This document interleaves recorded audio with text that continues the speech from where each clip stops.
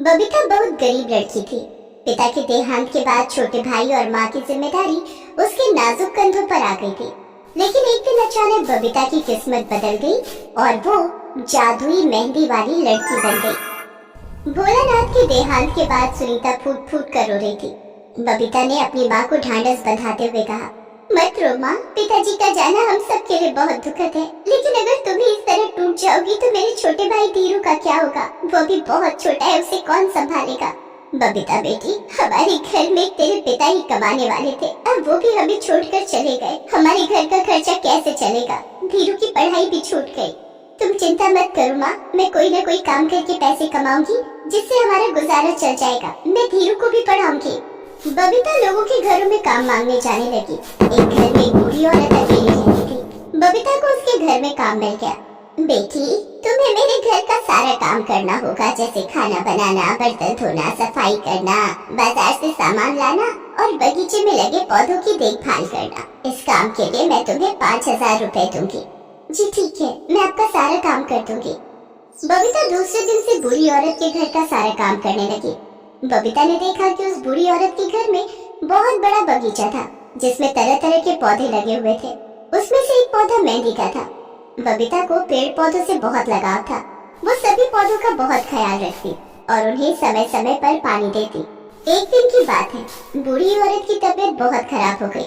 अम्मा, आपकी तबीयत बहुत खराब है, मैं आपको डॉक्टर के पास ले चलती हूँ। नहीं बेटिया, उसकी कोई जरूरत नहीं है। क्यों अम्मा? मेरे बगीचे में एक मेहंदी का पौधा है, तो उस पौधे से थोड़े से मेहंदी के पत्ते तोड़ कर ले आ। बबीता बगीचे में जाकर मेहंदी के पत्ते तोड़ कर ले आती है। ये लो अम्मा, मैं मेहंदी के पत्ते ले आई, क्या इसे पीसना होगा? नहीं बेटिया। बूढ़ी औरत ने मेहंदी के पत्तों पर अपना हाथ फिराया और पत्ते अपने आप पिसकर पेस्ट बन गए। ये कैसा चमत्कार है अम्मा? ये जादुई मेहंदी का पौधा है। इस मेहंदी को मेरे दोनों हाथों में लगा दे, मेरी तबीयत ठीक हो जाएगी। बबीता ने ऐसा ही किया। थोड़ी देर के बाद बूढ़ी औरत की तबीयत ठीक हो गई। अम्मा, ये मेहंदी का पौधा क्या कोई और जादू भी कर सकता है? हाँ, इस पौधे के पत्तों को पीसने की जरूरत नहीं पड़ती। इनके ऊपर हाथ फेरने से ये अपने आप पिस जाते हैं। उसके बाद ये मेहंदी जिस किसी बीमार औरत के हाथ में लगाई जाए, उसकी बीमारी ठीक हो जाती है। इस मेहंदी को ब्याहता औरतों के हाथ पर लगाने से उनका सुहाग दीर्घायु हो जाता है और उनके पतियों पर आने वाली हर मुसीबत टल जाती है। अम्मा, ये तो चमत्कारी मेहंदी का पेड़ है। क्या मेहंदी का ये पौधा आप मुझे देंगी? आपके घर का सारा काम करने के बाद मेरे पास थोड़ा समय बच जाता है। उस समय मैं ये जादुई मेहंदी औरतों के हाथों में लगाऊंगी और थोड़े पैसे कमा लूंगी। मना मत करना अम्मा, मेरे घर में पैसों की बहुत तंगी है। मैं अपने छोटे भाई को पढ़ाना चाहती हूँ, लेकिन पैसे न होने के कारण उसे पढ़ा नहीं पा रही हूँ। ठीक है, मेहंदी का ये पौधा मेरे बगीचे में ही रहेगा, लेकिन तू इसके पत्ते तोड़ कर ले जाना। ये सुनकर बबीता बहुत खुश हो जाती है। काम खत्म करके जब वो घर जाने लगती है तो मेहंदी के पौधे से ढेर सारे पत्ते तोड़ कर ले जाती है। घर जाकर बबीता ने जैसे ही पत्तों पर हाथ फेरा, वे अपने आप पीसकर पेस्ट बन गए। बबीता मेहंदी के पेस्ट को एक कूप में भर लेती है और गली मोहल्ले में घूम घूम कर आवाज लगाने लगती है, मेहंदी लगवा लो, डिजाइनर मेहंदी लगवा लो, जादुई मेहंदी लगवा लो। रीना आओ, मीना आओ, चाची आओ, काकी आओ, जादुई मेहंदी लगवाओ। ए मेहंदी वाली। जी मैडम जी। तेरे मेहंदी में क्या जादू है? मैडम जी, जो औरत इस मेहंदी को अपने हाथों में लगवाएगी उसका सुहाग दीर्घायु होगा और उसके सुहाग पर आने वाली हर मुसीबत टल जाएगी। अच्छा, ऐसी बात है, चलो ट्राई करते हैं। जरा मेरे हाथों में मेहंदी लगाना। बबीता उस औरत के हाथों में मेहंदी लगाने लगती है। बबीता ने बहुत सुंदर डिजाइन बनाकर मेहंदी लगाई। अरे वाह, तूने तो बहुत सुंदर मेहंदी लगाई है। कितने पैसे हुए? 40 रुपए मैडम जी, 20 एक हाथ के और 20 दूसरे हाथ के। बस ठीक है, ये ले तेरे 40 रुपए। और हाँ, तेरी मेहंदी में कोई जादू है या नहीं ये भी पता चल जाएगा। ठीक है मैडम जी, अच्छा अब मैं चलती हूँ। बबीता वहाँ से चली गई। तभी उस औरत का पति घर आ गया। अरे, आप इतनी जल्दी घर आ गए? आज ऑफिस से जल्दी छुट्टी हो गई क्या? ऑफिस की बिल्डिंग में आग लग गई है। आग बुझाने के लिए दमकल को बुलाना पड़ा। कई लोग अभी भी बिल्डिंग में फंसे हुए हैं। वो तो अच्छा हुआ कि ऑफिस पहुंचने से पहले किसी ने मुझे फोन करके सब बता दिया और मैं घर वापस आ गया। अच्छा, तभी उस औरत को बबीता की बात याद आई। मैडम जी, जो औरत इस मेहंदी को अपने हाथों में लगवाएगी उसका सुहाग दीर्घायु होगा और उसके सुहाग पर आने वाली हर मुसीबत टल जाएगी। उस मेहंदी वाली ने ठीक कहा था। ये मेहंदी सचमुच में जादुई है। मेरे सुहाग पर आने वाली मुसीबत पहले ही टल गई, वरना आज कुछ भी हो सकता था। अरे तुम क्या बड़बड़ा रही हो? औरत ने अपने पति को जादुई मेहंदी वाली बात बताई। अरे ये जादू वादू कुछ नहीं होता, ये सब बेकार की बातें हैं। लेकिन कुछ तो बात जरूर है। उधर बबीता मेहंदी लगाने के लिए आवाजें लगा रही थी। मेहंदी लगवा लो, डिजाइनर मेहंदी लगवा लो, जादुई मेहंदी लगवा लो। ए मेहंदी वाली, मेरे दोनों हाथों में मेहंदी लगा दे, और पैसे मैं तब दूंगी जब तेरी मेहंदी अपना जादू दिखाएगी। ठीक है मैडम जी। बबीता उस औरत के दोनों हाथों में मेहंदी लगा देती है। मेहंदी लगाने के बाद, अच्छा मैडम जी, अब मैं चलती हूँ। मैं कल फिर आऊंगी अपने पैसे लेने। पैसे तो तब मिलेंगे ना जब तेरी मेहंदी अपना जादू दिखाएगी। मैडम जी, मेरी जादुई मेहंदी का जादू आपको जरूर दिख जाएगा। इतना कहकर बबीता वहाँ से आगे चली गई और मेहंदी लगाने के लिए आवाजें लगाने लगी। थोड़ी देर में उस औरत के पति का फोन आया। हेलो हेलो सुजाता, आज मैं बाल बच गया, नहीं तो मेरा एक्सीडेंट हो जाता। अरे लेकिन ये सब कैसे हुआ?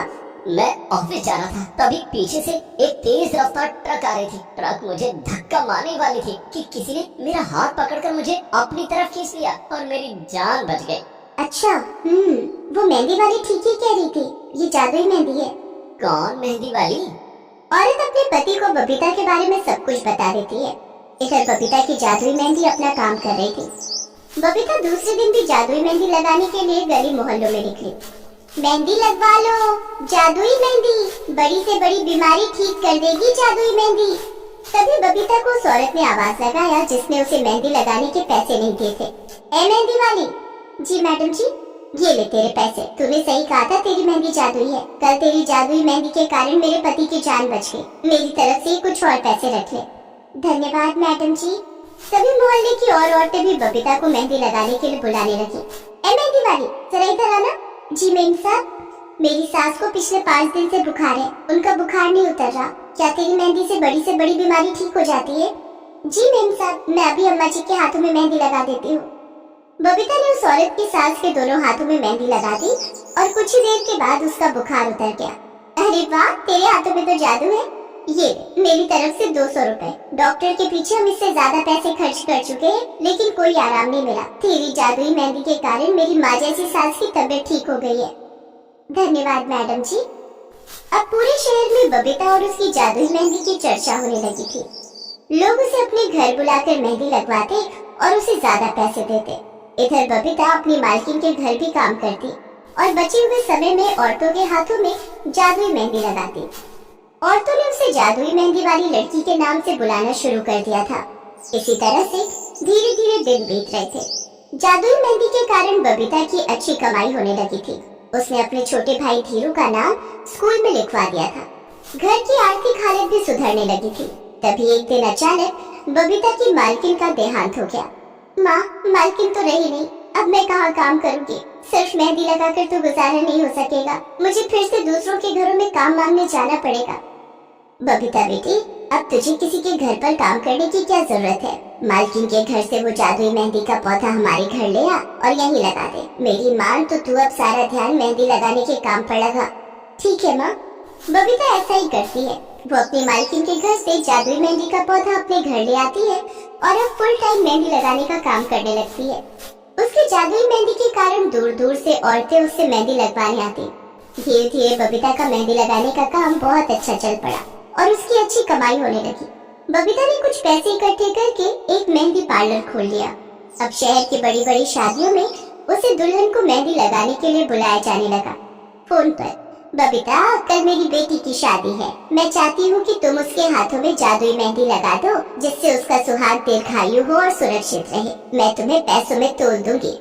ठीक है मैडम जी, मैं आज शाम को आपके घर आकर आपकी बेटी के हाथों में मेहंदी लगा दूंगी। इस तरह बबीता अपनी जादुई मेहंदी के कारण खूब चर्चित हो गई और ढेर सारा पैसा कमाने लगी।